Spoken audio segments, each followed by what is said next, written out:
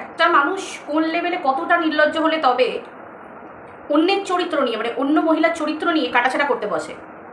যে নিজে মহিলা হয়ে নিজের স্বামী, সংসার, শ্বশুরবাড়ি সব কিছু থাকা সত্ত্বেও একই বাড়ির 10 থেকে 12 বছরের ছোট একটা ছেলের সাথে, এবং সে যখন সম্পর্কে নিজের ননদের ছেলে, তার সাথে নোংরামি করছে, নোংরা সম্পর্ক। কারণ এগুলো তো স্বামী সংসার বহির্ভূত সম্পর্ক, যে নামটা পরকীয়া। যে নিজেই নোংরামির সাথে জড়িত হয়েছে, তার মুখে অন্যকে নিয়ে কাটাছেঁড়া কখনো মানায়?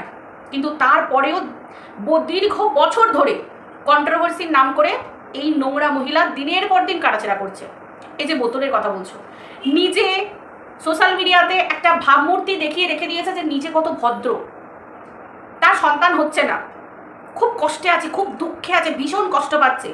অথচ যখন তার কাছে টাকা পয়সা সব কিছু আসছে, তখন সে নিজে মা হবার চিকিৎসা না করিয়ে, নিজে মা হবার চেষ্টা না করে, নিজের কোল ভরাবার কথা না ভেবে, ঘর বাড়ি ঝাঁ চকচকে সুন্দর জীবন, মানে ব্যয়বহুল জিনিসপত্র, মানে ব্যয়বহুল জীবন, এই সমস্ত জিনিসের মধ্যে মানে ওই লাইট ফোকাস, এই সমস্ত মানে কি বলবো, মানে এই সমস্ত পার্থিব জিনিস নিয়ে পড়ে আছে।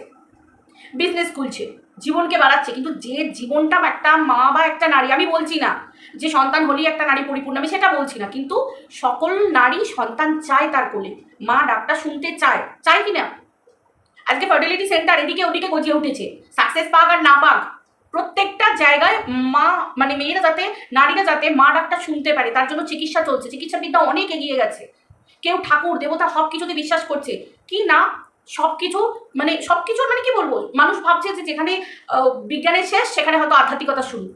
সেই বিচার ভঙ্গি দিয়ে ঠাকুর ডেকে সব রকম করে কোলে সন্তান চাওয়ার চেষ্টা করছে, কিন্তু এ কি করেছে, এ সেই জায়গায় সে সব কিছু না করে টাকা পয়সা লোকের কাছ থেকে মেরে নিয়ে দিনের পর দিন, প্রথমে বললো চিকিৎসা করাতে যাব, টাকা নেই, ডিজিটালি ভিক্ষে করলো, এই লোকের বাচ্চাকে ডিএনএ টেস্টের কথা বললো, লোকের বাচ্চার জন্ম পরিচয় প্রশ্ন তুললো, দিয়ে কি বলে আমার লড়ার ক্ষমতা নেই, আমাকে তোমরা ভিক্ষে দাও, লোকের কাছ থেকে ডিজিটালি মানে সেই কি বলো চাটা গুটিয়ে নিয়ে সেরকম ভাবে ভিক্ষে করে নিয়ে কি করছে, সেই টাকায় ফুর্তি করছে, আইয়াসি করছে, আইফোন কিনছে। আমি কখনো শুনিনি যে নারী মা হতে পারছে না বলে পাবলিকের কাছে টাকা চাইছে চিকিৎসার জন্য, সেই নারী টাকা যা আসার পরে ফোন কিনে রাখছে, আইফোন কিনে লুকিয়ে রাখছে পাবলিকের চোখে ধুলো দিয়ে। যখন তার সত্যিটা চলে আসছে তারপরেও সে ডাটের মাথায় নোংরামি করে যাচ্ছে। যে নারীর কোল ভরছে না সে নাকি অন্য পুরুষের সাথে পরকীয়া করছে।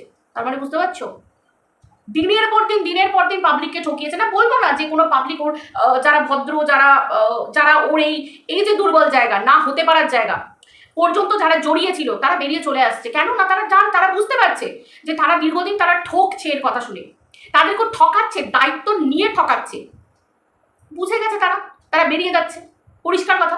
তো তার মুখে যে নিজে নোংরামি করছে, তার মুখে অন্যের নিয়ে চরিত্রের কাটাছেড়া মানায়?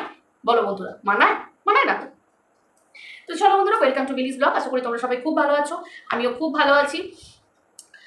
আজকে তো শুনলাম যে ভয়েসটা শুনতে পেলাম যে যেখানে ম্যান্ডি তার পরিবারে কোনো একটা অনুষ্ঠানের জন্য তাকে নিমন্ত্রণ করছে, এবং তার স্বামীকে মানে বোতলের স্বামীকে অলরেডি নিমন্ত্রণ করা চলছে, যে কি যে তুমি এসো। তখন যে ভালো সম্পর্কটা ছিল ম্যান্ডির সাথে, তো ভালোই সম্পর্ক ছিল, যেগুলো দেখিয়েছিল যে হ্যাঁ ভীষণ ভালো সম্পর্ক। ওর কাছে তো সম্পর্ক মানেই এই জিনিসটা, ও সম্পর্কের মর্ম বোঝে। সম্পর্কের মর্ম তো মানুষ আগে বুঝবে মা ডাকটা শুনে। আমাদের জন্মটা হয় কি, জন্ম হই আমরা ভূমিষ্ঠ হই কি বলি, মা। কেঁদে যে উঠি ওটা না, ওটা মা, মানে এই ডাকটা একটা বাচ্চা সুরে বলে, প্রথমেই মা ডাকটা বলে পৃথিবীতে এসে। সেই মা সন্তানের যে জায়গাটা মানে সম্পর্কটা, ও তো সেটাই মানে একদম ऐसा तैसा করে রেখে দিয়েছে। যদি তাই না করতো তাহলে ওর নিজের ননদের ছেলের সাথে ওই নোংরামিটা করতে পারতো না, তাই তো? নিজের ননদের ছেলেকে কখনো নিজে মামি হয়ে নিজের শরীরের দিকে আকর্ষণ করতে পারতো না, আকর্ষিত করতে পারতো না, আর তার সঙ্গে নোংরামি করতে পারতো না। এতটা ডেসপারেট যে সেই ননদের ছেলের হাতে সিঁদুর পর্যন্ত পরে নিয়েছে। তার মুখে সে যখন অন্য কাউকে নিয়ে বলছে যে তোমার চরিত্র এই ওর চরিত্র এই, ওর ভাইয়ের সঙ্গে এই, ওর সঙ্গে এই, ও ওকে ভুলতে পারবে না, ও ম্যান্ডি তৃতীয় ব্যক্তিকে ভুলতে পারেনি, ম্যান্ডি সংসার করেনি। আমরা তো দেখতে পাচ্ছি ম্যান্ডি যখন তৃতীয় ব্যক্তিকে নিয়ে ঘটনা ঘটিয়েছিল তখনও আমরা ক্যামেরাতে দেখতে পেয়েছি ম্যান্ডি দেখিয়েছে। ও ডেসপারেট, ওর জীবনের সবটাই খোলা খাতার মতো। ওর মা বাবাকে এক্সপোজ করেছে, এক্সপোজ করেছে ওর মা বাবার ভিতরের কাহিনী, জানিয়েছে। ও এতটাই ডেসপারেট, আমরা সেখান থেকে জানতে পেরেছি। আমাদের কোনো গান পেতে এদিক থেকে ওদিক থেকে এরকম করে লুকাছুপি করে জানতে হয়নি। কিন্তু ওর যেটা কাজ, ও ও ম্যান্ডিকে সেই সময় সমর্থন করতে গেছিল কেন? তৃতীয় ব্যক্তি যখন ম্যান্ডির সাথে সম্পর্কে ছিল, ও কেন ম্যান্ডিকে সমর্থন করেছিল? ও যদি নিজে ভদ্র বাড়ির বউ হতো বা নিজের চরিত্র ভদ্র হতো, তাহলে কখনো ম্যান্ডির যখন নিজের স্বামী সন্তান থাকা সত্ত্বেও তৃতীয় ব্যক্তিতে জড়িয়েছিল, ও কেন ম্যান্ডিকে সমর্থন করতে গেছিল? কারণটা তখন আমাদের জানা ছিল না যে ওর ইন্টারেস্ট কি ছিল। আমরা জানতাম ওর শুধু ভিউজের ইন্টারেস্ট। না, ভিউজের পাশাপাশি ওর যেটা ইন্টারেস্ট সেটা হচ্ছে ও নিজেও পরকীয়ারত, ও নিজের ননদের ছেলের সাথে নোংরামি। ও ম্যান্ডিকে সেই দিকে ঠেলে দিয়েছিল। ম্যান্ডিকে ও কোনোদিন সংসারের দিকে ঠেলে দেয়নি যে তোর স্বামী আছে, তোর সন্তান আছে, তোকে ফিরে আসতে হবে। ও বলেনি। যার জন্য যখন ম্যান্ডি সংসার করতে শুরু করে দিয়েছিল, প্রথম গাত্র জ্বালাটা ওর ছিল যে ম্যান্ডি সংসার করতে শুরু করে দিল, ম্যান্ডির সবকিছু পাবলিক জেনে গেল, এত কিছুর পরও ম্যান্ডি সংসার করতে শুরু করে দিল, ম্যান্ডির হাজব্যান্ড মেনে নিল। কিন্তু আমি তো বেরিয়ে আসতে পারছি না, আমি তো ভাগনার সাথে নোংরামিতে জড়িয়ে গেছি, আমি তো পরকীয়া করে যাচ্ছি, শারীরিক সুভোগ করে যাচ্ছি। এই যে ব্যাপারটা ও সবসময় চাইতো ম্যান্ডিও নোংরামি করুক এবং ও নিজেও সেই নোংরামিকে সাপোর্ট করবে এবং ওর একে অপরের পরিপূরক হবে। ম্যান্ডি ওরটা ঢাকা দিয়ে রাখবে, ও ম্যান্ডিরটা ঢাকা দিয়ে রাখবে। দ্বিতীয়বার মানে সেকেন্ড চান্স যখন ম্যান্ডি ওকে দিল, তখনও কিন্তু ও ম্যান্ডির সাথে কিন্তু এই কথোপকথন, যতই ম্যান্ডি বলুক যে না তৃতীয় ব্যক্তির কথা ও কখনো তোলেনি, ওটা ম্যান্ডি নিজেকে পরিষ্কার রাখার জন্য বলেছে। অবশ্যই তুলেছে এই বোতল ওর ঘোড়া অবশ্যই তুলেছে, কারণ এ ওরকম ভদ্র নয়, এরকম ভদ্র কখনো হতে পারে না, কোনো দিনের জন্য এরকম ভদ্র হতে পারে না। যে কিনা আমরা জানি খুব ভালোভাবে মারুকে পর্যন্ত, মানে চিন্তা করো মারুর বয়ফ্রেন্ডের সাথে যখন অনুপমের সাথে মারুর ব্রেকআপ হয়, দেখো একটা ভালোবাসা সম্পর্কে ব্রেকআপ তো আমার মনে হয় লাখবার হয়ে গেছে। লাখবার ব্রেকআপের পরে যখন সেই গার্লফ্রেন্ড বয়ফ্রেন্ডের বিয়ে হয়, তখন সেই যে ভিতটা কতটা মজবুত হয় বুঝতে পারছো তো? প্রচুর মজবুত হয় সেই ভালোবাসার সম্পর্কটা যখন সেটা পূর্ণতা পায়। সেই সময় ও কিন্তু ওই অনুপমের সাথে মারুর সম্পর্কটাকে কিন্তু জুড়িয়ে দিতে চায়নি, কারণ ও কোনো কিছু জোড়া লাগাতে পারে না, ও ভাঙতে পারে। ওর ভেঙে যে আনন্দটা পায়, ও যে সুখটা পায়, যেটা ওর জীবনে নেই, ওর জীবনটা ভাঙা।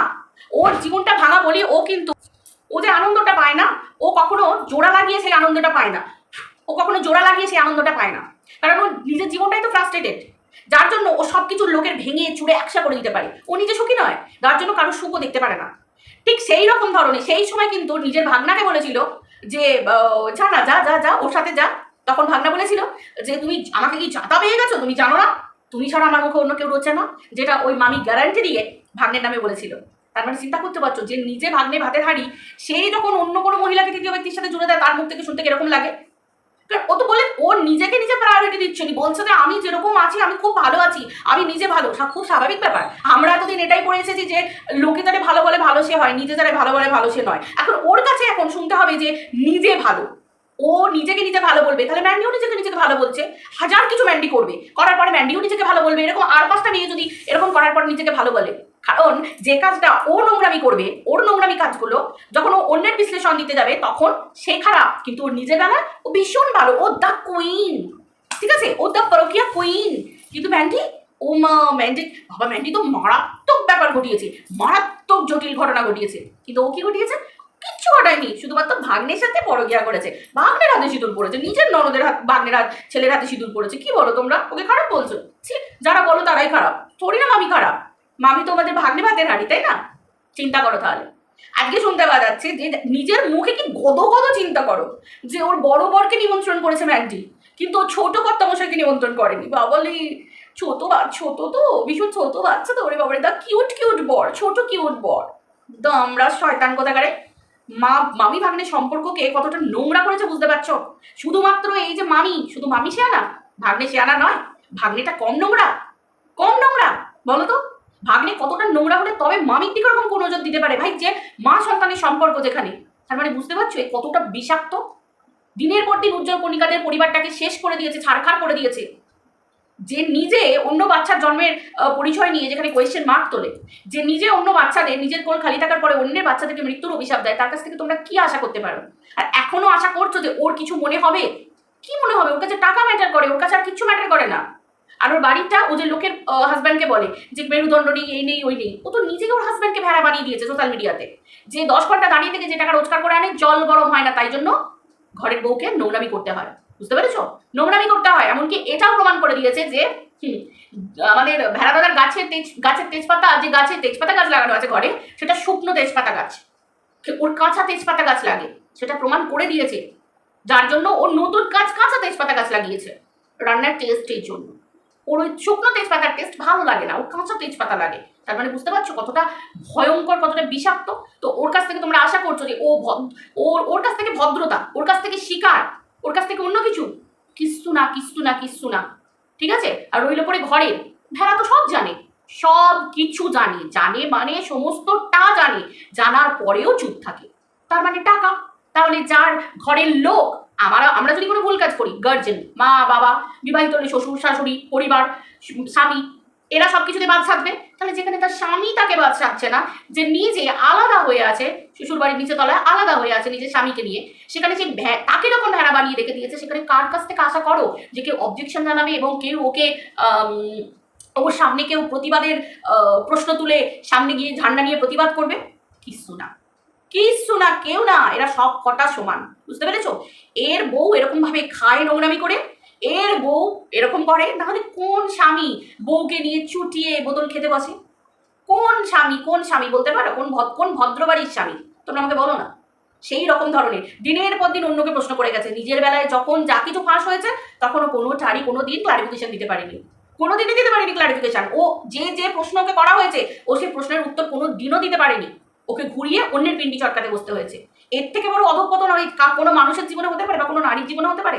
যার চরিত্রে আঙুল তুলবে, যার বাপ মাকে নিয়ে বলতে পারবে, যে মেয়ে নিজের মা থাকাকালীন, নিজের জন্মদাত্রী নিজের মা থাকাকালীন বলে যে আমার মা ওইরকম খারাপ দেখতে, আমার বাবা আমার মাকে পছন্দ করে না, শোন না তোর বাবা তো মারা গেছে, তোর মা তো এখন সিঙ্গেল, তোর মায়ের সাথে আমার বাবা দিয়ে দেন, আমার বাবা একদম রাজি আছে। সেই মেয়ে, বুঝতে পারছো কতটা খতরনাক, যে নিজের মাকে ভালোবাসে না, যে মেয়ে নিজের মাকে ভালোবাসে না, নিজের মা, নিজের জন্মদাত্রী, তার কাছ থেকে তোমরা কি আশা করো? কিচ্ছু না, কিচ্ছু না। ভগবান এমনি ওকে ওরকম করে রেখে দিয়েছে গো, এমনি। আমরা যারা নারীরা, আমরা সবাই জানি যে যাদের সন্তান নেই, যে নারীরা এখনো সন্তান ধারণ করতে পারেনি, তাদের সঙ্গে এর তুলনা তাদের সাথে, সেই নারীরা এর মতো হবে? এরকম নোংরা হয় কখনো? কখনো হয় না। অতএব যারা বলো না যে অনেকে গায়ে মেখে নেয়, গায়ে মেখে নেওয়ার কিচ্ছু নেই। এই নোংরা মহিলার সাথে যে নিজের গায়ে মাখবে বা নিজেকে জড়াবে, আমি তো মনে করবো সে নিজে মানে ঘৃণিত বোধ হওয়া উচিত, তার ঘৃণিত বোধ হওয়া উচিত। মা হতে পারাটা কোনো ভুল না, হতে পারাটা কোনো কি বলে কোনো অভিশাপ নয়, কোনো কিছু নয়। এটা একটা শারীরিক প্রক্রিয়া, শারীরবৃত্তীয় প্রক্রিয়া, ঠিক আছে? এটা একটা শরীরের জটিলতা ছাড়া আর কিছু নয়।